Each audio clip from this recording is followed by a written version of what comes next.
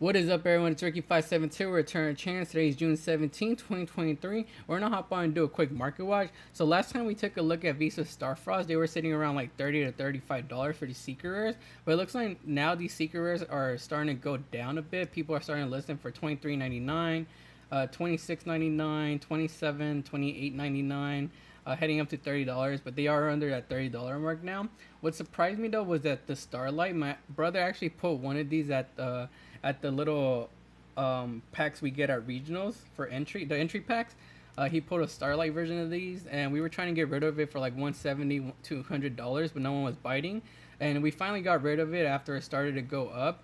Right now, we only have 5 listings on the market, and we have listings starting at $245.99, $245.99, $250, and then after these $250 copies are gone, they go up to $320 and $420.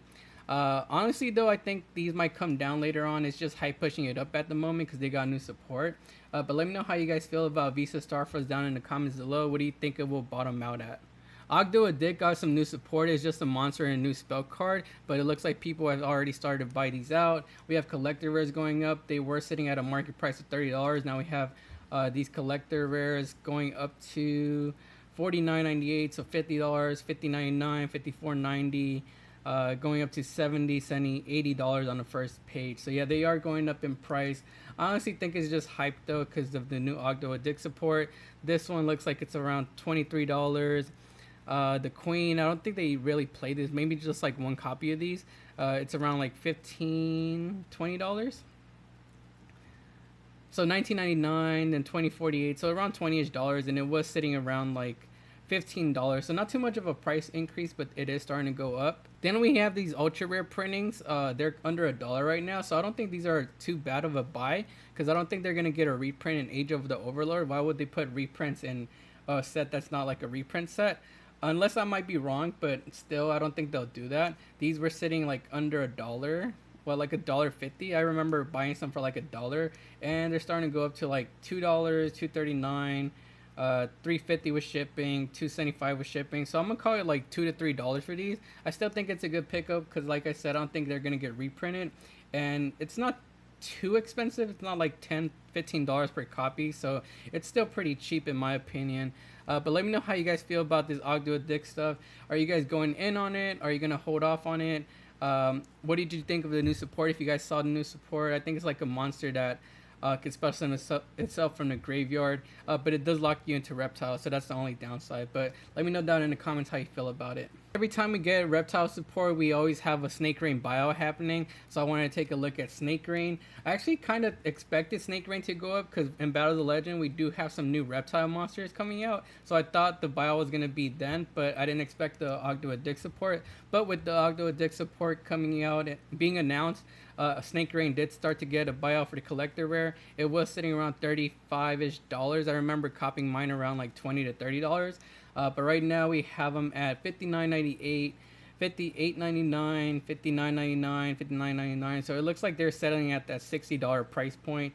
And after these $60 copies are gone, they go up to like $68.99 and then basically $85, $87. I definitely think this might come down. I don't know what it will settle at. It just really depends on how the deck does later on when we get the new support. But let me know how you guys feel about SnakeGrain. It only has 3 copies, and then 2 of the copies are rare, so technically this would be your highest rarity. So let me know if you guys think it will be a good buy at like $60-ish. We also got announced some new Watts support. I wasn't around when Watts were released, so I'm not really sure how they play. But it looks like everything else seems to be pretty cheap. We do have a couple of things going low on listings, like this Watt Castle. Is it their field spell? It's not that good. It says if a monster attacks a Watt monster, it loses a down attack after damage calculation. I don't think that's really good. We don't really care about like gaining attack points in this like era of Yu-Gi-Oh! But I guess it's getting a buyout. 10 listings. And we have listings at like, let's see, that's like $2, $3 with shipping, $2, $3 with shipping, going up to like $5 to $6 with shipping. But yeah, it doesn't look like that good of a card to me, so I would say hold off on that. Other than that, like everything else seems to be pretty cheap, like 40 cents, under $1. The only expensive card I see right now is the Watt Chimera being an ultra rare, and the Watt Chimera is at, it was sitting around like $4 to $5. I think it's still sitting around like $4 to $5. Yeah. Oh well, no, we have damage heavily. So we have our near mint, our first lightly played near mint at like 13 and then $15. So I guess it is going up in price, but we do have some heavily and damage played for $4 to $5. I would say hold off on this. It's gonna come down. It's just high pushing it up at the moment. Every time we get some new support announced. But let me know how you guys feel about Watt with the new Watt support. Do you think they're gonna be like a good tier 1 deck, or at least a rogue deck that's gonna be playable in this age of Yu-Gi-Oh? Put down in the comments how you guys feel.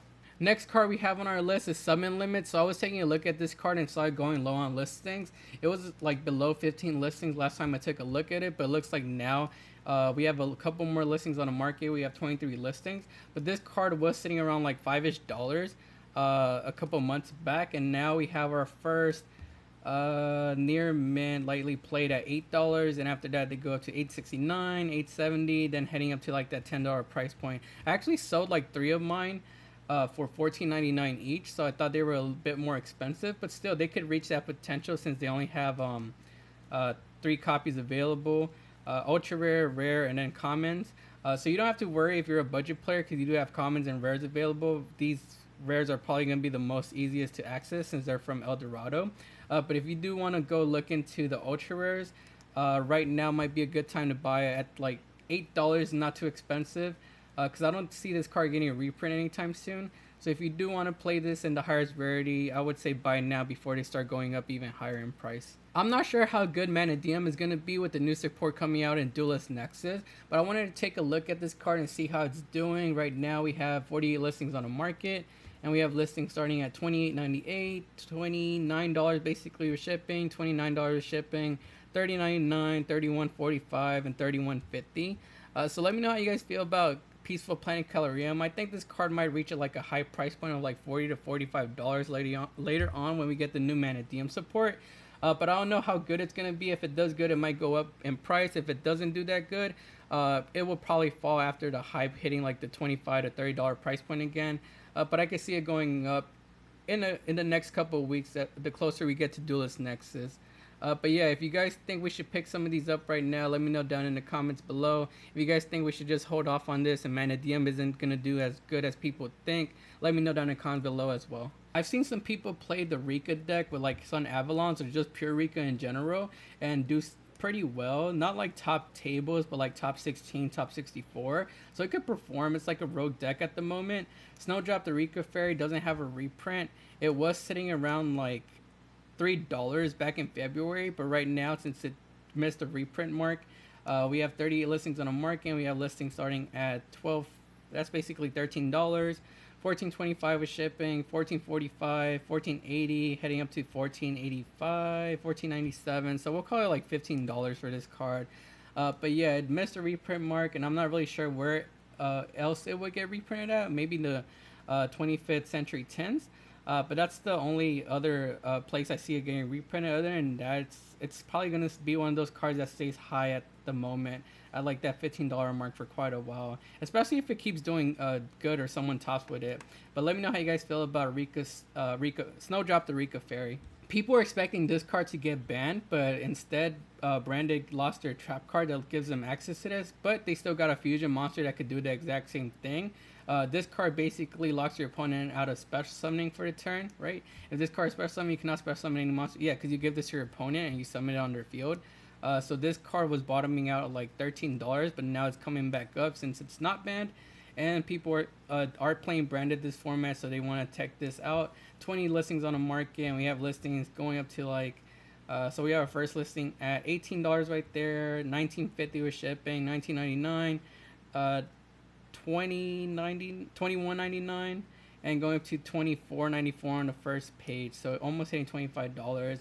If you are playing Branded, I would probably say, I mean, this could probably get printed in an OTS pack, don't you guys think? Let me know down in the comments below. But the only place I do see this getting reprinted would be the OTS packs. Other than that, it's probably going to stay at this price for a while. But I think Konami might reprint it in the OTS pack. If you are playing Branded though, let me know if you guys are buying right now, or are you just trying to play something else instead of this. You could play Ra's Disciple. You could play, what's another, maybe Ibli?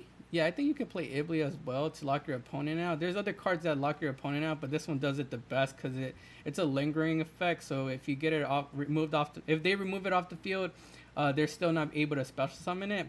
Uh, so yeah, let me know what other techs you guys have in mind to play instead of Gimmick Puppet if you don't want to spend this money. I've seen Dragon Links do pretty well and getting a couple tops at regionals here and there, so I wanted to take a look at Quink Lodge since it's one of their starters.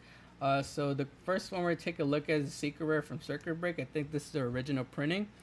These were sitting at like $6-ish back in April, and it looks like now we have 26 listings on a market. We have our first listing at like $12.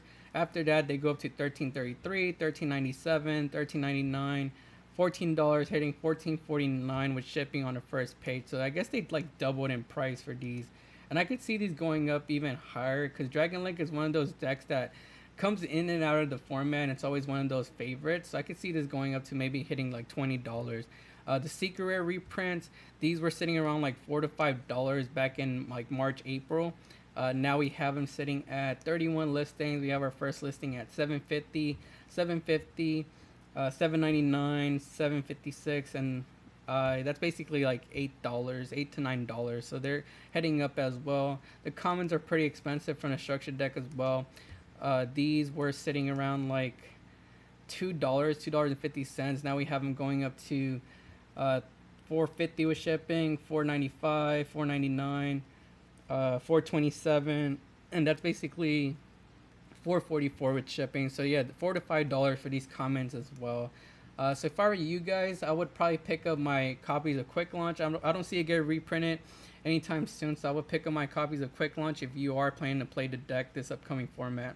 And last card on today's Market Watch is going to be Spiritual Water Art AO. I think that's how you pronounce it, OE.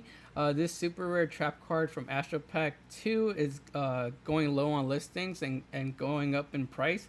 18 listings right now. We have our first one at $4.51 with shipping, $4.95, $4.96, $4.97, and $5.25 right here on the first page. We do have a bunch of commons available for my budget players if you don't want to play the higher rarity. But I saw this card being teched in Sky Strikers to get rid of Shizuku and then being able to look at your opponent's hand and getting advantage because it lets you look at your opponent's hand and then send one card from their hand to the graveyard. So it lets you get advantage by looking at their hand and kind of does what Appointed of the Red Lotus does. But you do have to tribute a water monster. I could see Marinsa's decks play this as well. But Sky Striker is the deck that made it popular and made it go up in price because they do tribute to Shizuku since it is a water, and then they get advantage that way. But let me know how you guys feel about this card. Do you see it going up in price even higher? Or is it just one of those techs that is hyped up at the moment because Sky Strikers were using it? That's going to be it for today's Market Watch, though. Make sure to like the video and subscribe to the channel. Also, go follow us on Instagram, TikTok, and Twitter at Return a Chance. This is Ricky572, and we'll see you guys next time.